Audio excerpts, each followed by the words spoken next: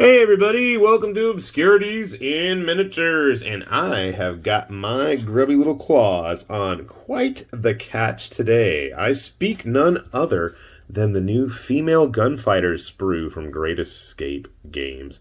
So I had a lot of fun with the first sprue which we had of theirs, which was obviously the male gunfighters, and well, that was fine for the boys, but how about the girls, right? You'll see here, so we've got one set of legs with pants, and then two long dresses, and then two shorter skirts, I guess, for lack of a better term. Just like the male sprue, we have quite a variety of heads, which is always a good thing. Ooh, I didn't notice the lantern before. Nice touch. Plenty of holstered pistols, and a couple of rifles.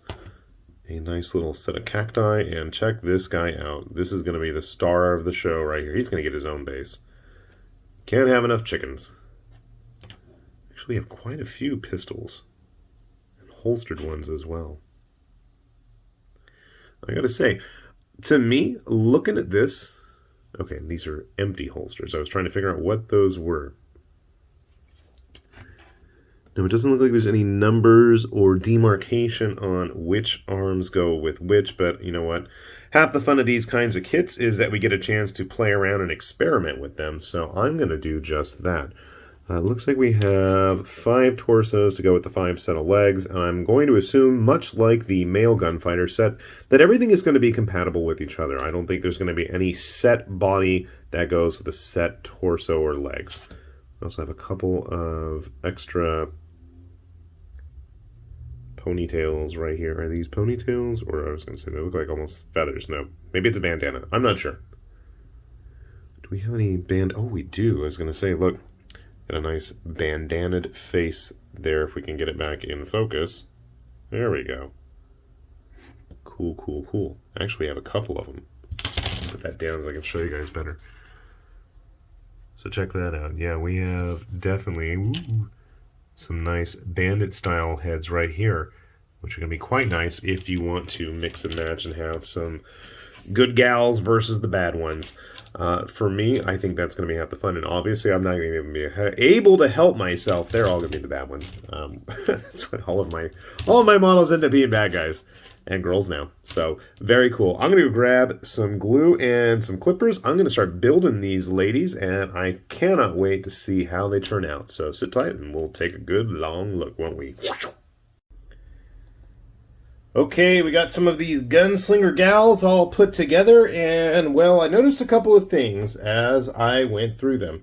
First of all, I'd like to point out, so you don't make the same mistake I do, that not all the sleeves are going to match. So some are thinner, some are thicker than others, and you do want to be aware of that. These two look okay. That wasn't one I was hoping to do, and yeah, I need to clean them up still. Detail's pretty decent. Obviously, I need to fix mine up a little bit.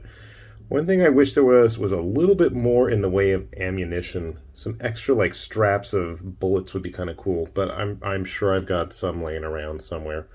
Let's find an example of one that I know I didn't pay attention to. I'm looking at them all. They're all going to show up here anyway. Okay, maybe you are one. Yeah, okay, so you can see here her sleeve has a little cuff on it, but then this one does not. I wasn't really noticing that at first. And a couple of them I had a hard time obviously lining them up. That's going to have to get fixed. Some of the ladies' chests got in the way of certain arms with the rifles.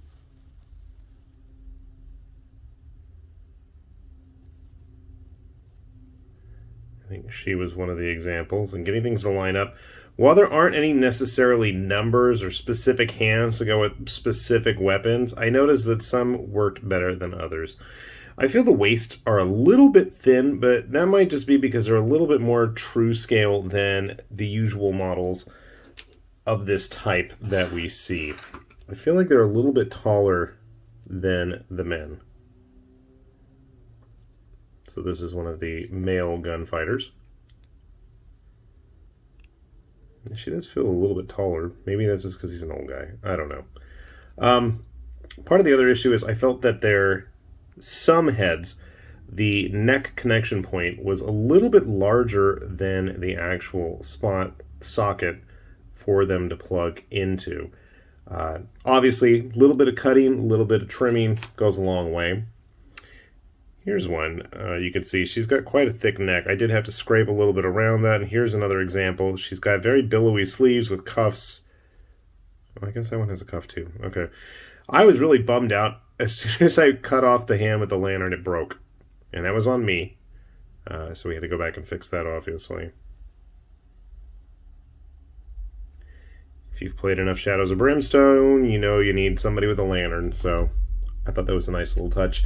One thing I also noticed about these hands and arms, if I continue on that theme, was that outside of a few exceptions, like, nope, you're not the one I was thinking of, but most of these arms can be used with both the male and female bodies of the gunslingers. I don't see that being much of an issue. Again, really thick neck on that lady. I should have trimmed it more. Yeah, it's a big gluey mess. Yes, I'll clean it up before I get everything all finished up.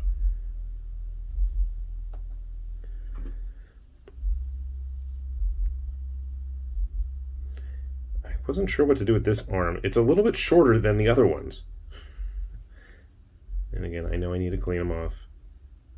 One of the nice things, though, is I made sure to use every single head available. I didn't have any repeats on there, which I thought was a nice little touch. Again, cuff, no cuff. Not a huge issue. I do like the fact that there were quite a few shotguns in the sprue.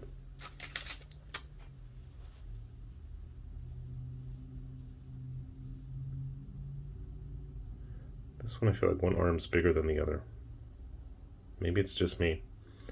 I do like that. I think there were almost enough holsters for everybody included.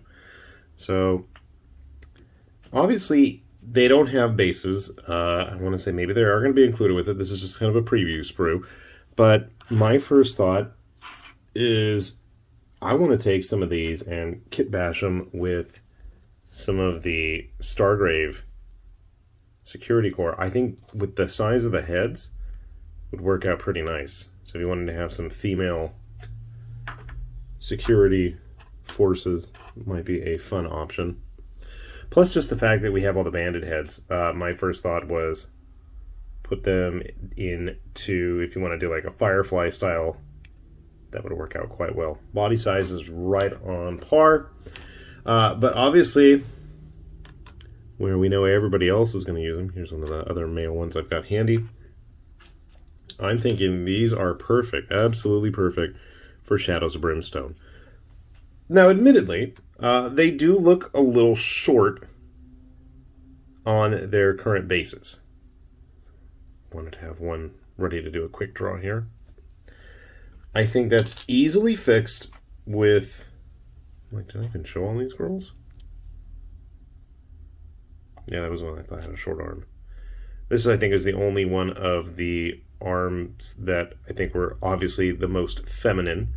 Yeah, it's a gluey mess with the big poofy sleeves. Very Victorian. So I was starting to ramble about using them with Shadows of Brimstone. Obviously, if you use the basic bases included, they're going to be a little on the shorter size. And yes, I know my camera is going to go crazy. Hopefully, we are going to have a new one very soon. So something to look forward to there. And then I have to learn how to use it. But that's a whole nother story. So you can see here with a male Shadows of Brimstone plastic from the original starter set, one of the male gunslingers, and one of the female models. I think they look pretty good together. I think if you mix them up like that, you're going to have some nice variants. It's going to look a lot more realistic anyways. Not everybody's going to be the same exact size. So I think that that's going to be a nice little addition. If you're like me and you want to have lots of different things, if you have some female gamers that want to have their own figures a little bit more customized to their liking, I think that's going to be a great touch. If you want to have some more bandits, obviously these are going to be perfect for Dead Man's Hand, hence what they're designed for. But you can see here, I mean, outside of just being a little bit taller and skinnier, and again, these are earlier Shadows of Brimstone models, I think these are going to work great. And I'm all about mixing and matching. So I think definitely I'm going to try playing around with some of the Stargrave stuff. I think that's going to be some fun possible